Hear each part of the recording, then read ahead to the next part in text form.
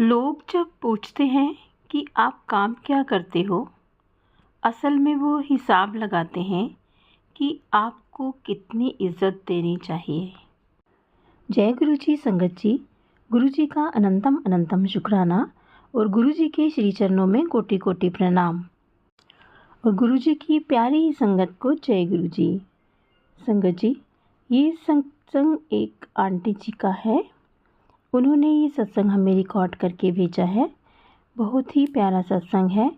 जैसे कि आंटी जी कहती हैं कि गुरुजी ने उन्हें खुद अपने साथ जोड़ा है, लेकिन अभी उनका जो परिवार है वो गुरुजी को नहीं मानता।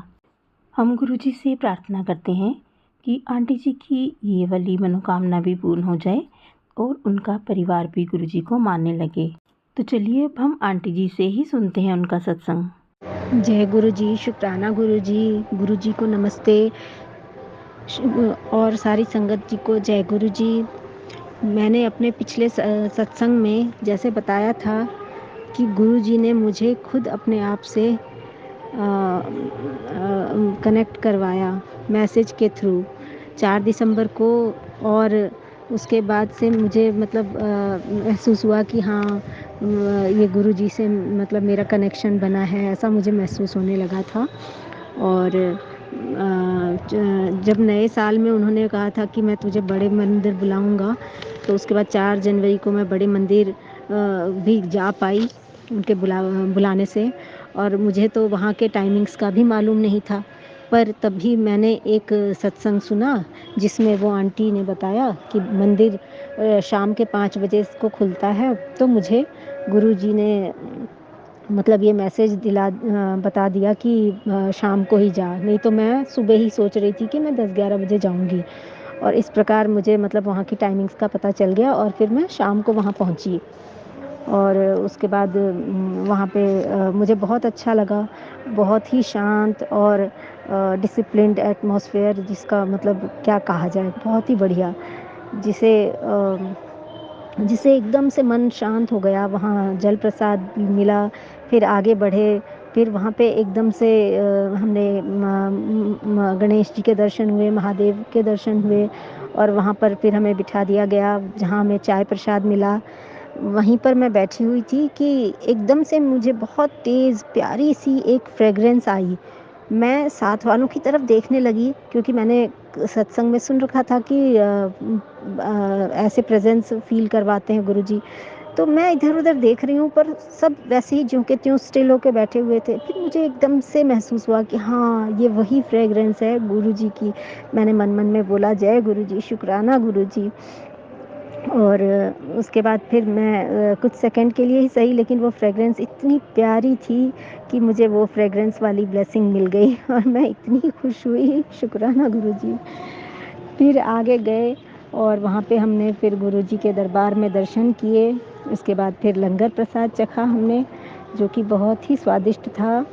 और इससे इतने थोड़ी सी जर्नी में मैं मतलब इतने थोड़े से दिन की अभी जर्नी हुई है मेरी, तो मैं क्या बताऊं। खैर, सत्संग तो मेरे इस दौरान कई होते रहते हैं, छोटे मोटे भी। और मेरे परिवार में जैसे सब लोग अभी गुरुजी को मानते भी नहीं है, इस वजह से मुझे कई बार मुश्किल भी होती है। सब गुरुजी समझते ही होंगे। और हमारे घर में कलह कलेश बहुत रहता है। कोई गुरुजी को मानता भी नहीं है, तो इस वजह से मतलब जैसे मैं ही मंत्र जाप अगर लगा लूँ या कुछ, तो मतलब मुझे थोड़ी सी उसमें इनकन्वीनियंस होती रहती है, जैसे मुझे लगता है। तो मैं धीरे धीरे ही कभी अगर बजाती भी हूँ तो धीरे धीरे बजा लेती हूँ, या मन मन में कर लेती हूँ जाप, इस तरीके से। तो मुझे लगता है कि कोई जैसे ऐसे कई परिवारों का मैंने सत्संग सुना है कि उनके घर में सब ही मानते हैं, तो उसमें कितना अच्छा रहता होगा, मैं ऐसे सोचती हूँ। खैर, ये तो जब गुरुजी चाहेंगे तो ही उन लोगों को जोड़ पाएंगे। और ऐसा कई बार ऐसा लगता है कि जैसे मेरा भी इस वजह से विश्वास डगमगाने भी लगता है, मुझे ऐसा महसूस होता है। तो मैं गुरुजी से यही कहूँगी कि अपनी इस नासमझ बेटी को क्षमा करना गुरुजी। और संगत जी, हमारे कर्म इतने बुरे हैं कि कोई राह ही नहीं निकलती है। ऐसा लगता था कि जैसे कई बार गुरुजी का मैसेज भी आता था कि तेरे खुशियों को तेरे अपनों ने ही बांध रखा है, और तुझे खुश देखना नहीं चाहते। इस तरीके का मैसेज कई बार आया था। तो समझ में तो आता ही है कि हाँ, मतलब यही महसूस होता है कि ऐसा ही कुछ है हमारी ज़िंदगी में, कि कामकाज भी नहीं है, कुछ भी नहीं, मतलब बहुत मुश्किलें हैं। लेकिन बस वही है कि जब से गुरुजी का सानिध्य है तो हम कैसे भी करके गाड़ी चल रही है और वही चला रहे हैं, जैसे भी चला रहे हैं। हमारे बस का तो कुछ है ही नहीं। गुरुजी बहुत ज़्यादा ही साथ देते हैं, बनाते हैं, मुश्किलों से हमें निकालते हैं। कुछ दिन पहले मैंने मतलब मैं सत्संग की बात करती हूँ, छोड़िए जो हमारे कर्म है वो तो खैर जो भी हैं। मैं सत्संग पे आती हूँ कि जैसे गुरुजी मतलब छोटे-छोटे जो सत्संग होते रहते हैं तो कितना मतलब मन को खुशी देते हैं और सुकून देते हैं। अभी कुछ टाइम पहले की बात है कि सर्दियों में जैसे आमतौर पर मटर मशरूम वगैरह की सब्ज़ी बनाते ही रहते हैं हम लोग, मटर पनीर बनाते रहते हैं। तो एक बार क्या हुआ, मैंने मटर मशरूम बनाने की सोची। तो क्या हुआ, मैंने लोहे की कढ़ाई में ही बनाने लगी, मुझे ध्यान नहीं रहा, मैं उसमें ही बनाना स्टार्ट कर दिया। फिर एकदम से मेरे ख्याल आया कि अरे ये इसमें बना रही हूँ, कहीं कालापन ना आ जाए और सब खाते वक्त मुझ पे गुस्सा करेंगे कि ये बोलेंगे कि ये क्या मतलब काला काला बना दिया है सब्ज़ी को, और कुछ मतलब कैसी सब्ज़ी बनी है। तो मैंने मन मन में गुरुजी से प्रार्थना की कि गुरुजी किसी भी तरह बस ये सब्ज़ी बन जाए और अच्छी बने। और मैं आपको क्या बताऊं, लोहे की कढ़ाई में सब्ज़ी बनाई थी मैंने, और मेरे पास उस टाइम ना ही वो था, कश्मीरी मिर्च का भी पाउडर नहीं था कि मैं वो डालती। और उसके बावजूद मैं आपको क्या बताऊं, गुरुजी की कृपा से वो सब्ज़ी का कलर इतना खूबसूरत आया और इतनी अच्छी सब्ज़ी बनी कि मतलब किसी को पता भी नहीं चल पाया कि मैंने लोहे की कढ़ाई में सब्ज़ी बनाई थी, और बहुत अच्छा रहा। तो मैंने बहुत ज़्यादा शुक्राना किया गुरु महाराज का। गुरुजी शुक्राना, अनंतम अनंतम शुक्राना। और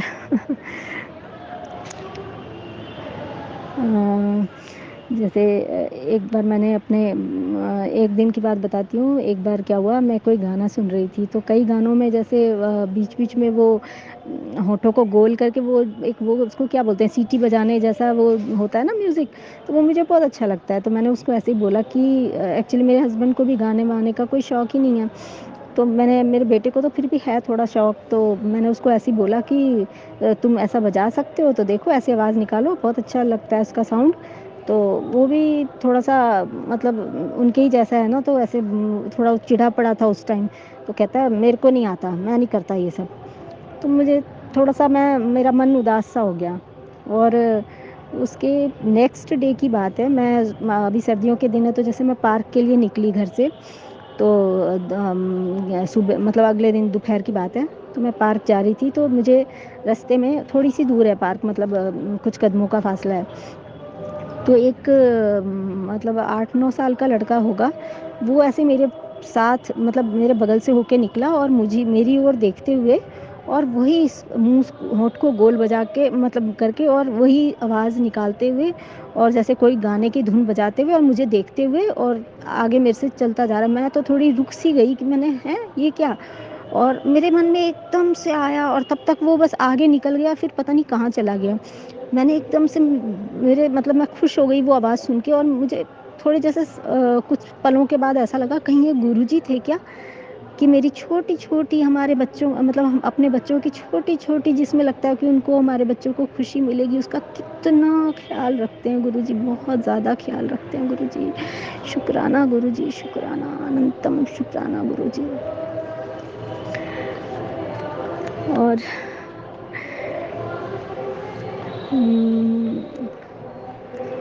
एक मैं क्या बताऊँ, अभी काफ़ी टाइम से, जैसे पहले तो मुझे फिर भी बटरफ्लाइज़ दिखती थी, पर अब मुझे काफ़ी टाइम से बटरफ्लाइज़ नहीं दिखती हैं। पर ये है कि किसी भी प्रकार से गुरुजी अपनी प्रेज़ेंस तो दर्शाते ही रहते हैं। धन धन गुरुजी, वाह वाह गुरुजी।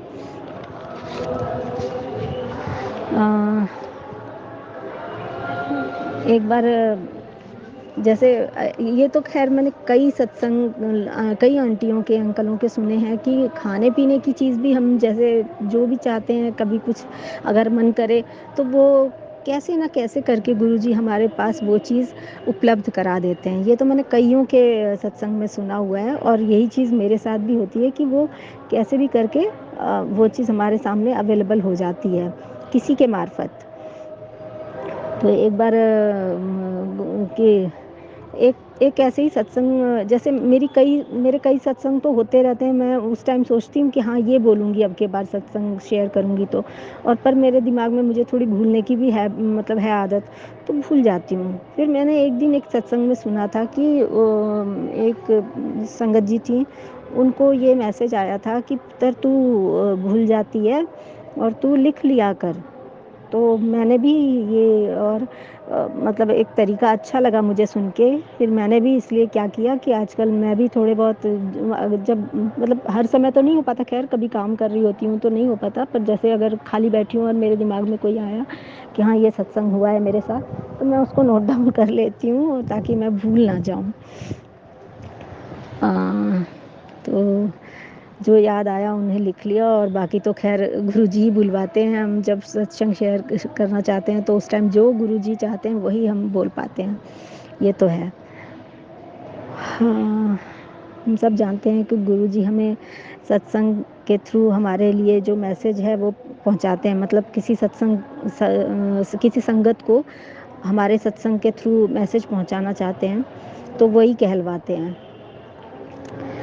और उस तरीके से तो हमें पता ही है कि पहुंचाते हैं वो अपने मैसेज, पर मैं तो ये कहती हूँ कि वो अलग अलग तरीक़ों से भी हमारे पास मैसेज पहुंचा ही देते हैं। अगर वो ज़रूरत पड़ती है तो उन्हें ऐसा लगता है तो वो किसी भी रूप से किसी भी तरीके से मैसेज पहुंचा देते हैं।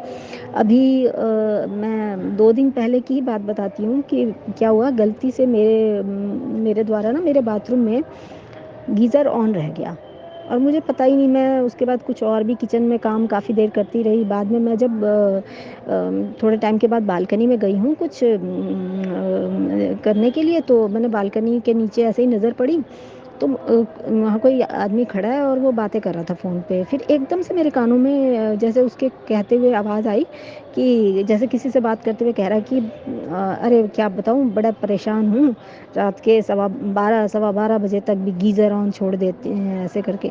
तो ज्यों ही उसकी मैंने ये लाइन सुनी ना, मेरे को ऐसा लगा कि कहीं मेरे से भी तो नहीं गीज़र ऑन ही तो नहीं है मेरे घर में। मैं फटाफट उधर गई और मैंने बाथरूम में जाके देखा तो सच में संगत जी मेरा गीज़र ऑन, और न जाने कब से ऑन था। फिर मेरे को याद आया, हाँ मैंने चलाया था गीज़र और मैं बंद करना भूल गई स्विच। तो मुझे इतना मतलब लगा कि गुरुजी ने कितना बचाते हैं हम लोगों को, क्योंकि मेरे यहाँ थोड़ा-सा वो बिजली की मतलब ऐसी वो है स्विच की वो, कि अगर बहुत लंबे समय तक जैसे कुछ ऐसी वाली लोड वाली चीज़ चलेगी ना तो वो कुछ मतलब पुरानी हो गई है तार, तो वो बता के गया था बिजली वाला कि वो पिघल सकते हैं, तो मतलब थोड़ा-सा ध्यान रखना। तो मैंने इतना शुक्राना किया गुरुजी का कि देखो, मैंने अपने अंकल को भी बताया कि देखो कितना मतलब आज कुछ दूसरी चीज़ हो सकती थी, कोई घटना हो सकती थी, लेकिन देखो गुरुजी ने उन सज्जन के मार्फत हमें ये सुनाया कि गीज़र की तरफ मेरा ध्यान आकर्षित किया कि हाँ गीज़र कहीं मेरा तो नहीं चल रहा है। और मैं दौड़ के आई और मैंने देखा सच में गीज़र ऑन था। शुक्राना मेरे मालिक, शुक्राना गुरुजी महाराज। और तो मैं वही कह रही हूँ कि किसी भी तरह से गुरुजी अपना मैसेज हमें मतलब पहुँचा ही देते हैं और हमारा ध्यान रखते हैं। तो अब सत्संग ज़्यादा लंबा नहीं करना चाहूँगी मैं, और इस तरह से शुक्राना है, सत्संग ज़्यादा लंबा होगा तो अच्छा भी नहीं लगेगा। तो मैं अब यही कहूँगी गुरुजी से, गुरुजी जैसे हम पर अपनी कृपा करी हुई है वैसी कृपा सभी संगतों पर करना। गुरु महाराज जी सबका भला करना। गुरुजी सबको खुशियाँ देना। गुरुजी मैं अब अपनी वाणी को यहीं विराम देना चाहूँगी आपकी आज्ञा से। गुरुजी आपके मंत्र जाप के साथ ओम नमः शिवाय, शिवजी सदा सहाय। ओम नमः शिवाय, गुरुजी सदा सहाय। ओम नमः शिवाय, शिवजी सदा सहाय। ओम नमः शिवाय, गुरुजी सदा सहाय। जय गुरुजी, शुक्राना गुरुजी, अनंतम अनंतम शुक्राना गुरुजी, हर पल का शुक्राना, पल पल का शुक्राना गुरुजी, हर श्वास का शुक्राना गुरुजी। जय गुरुजी। जय गुरु जी संगत जी, ये था आंटी जी का सत्संग।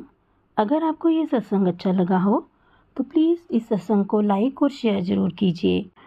और अगर आप इस चैनल पर नए हैं तो इस चैनल को सब्सक्राइब कर लीजिए ताकि आने वाले हर सत्संग की नोटिफिकेशन आपको मिल सके। तो आज बस इतना ही। कल फिर मिलेंगे किसी नए सत्संग के साथ। तब तक जय गुरु जी, शुक्राना गुरु जी। गुरु जी के चरणों में कोटि कोटि प्रणाम और गुरु जी की प्यारी संगत को जय गुरु जी। अपना ख्याल रखिएगा।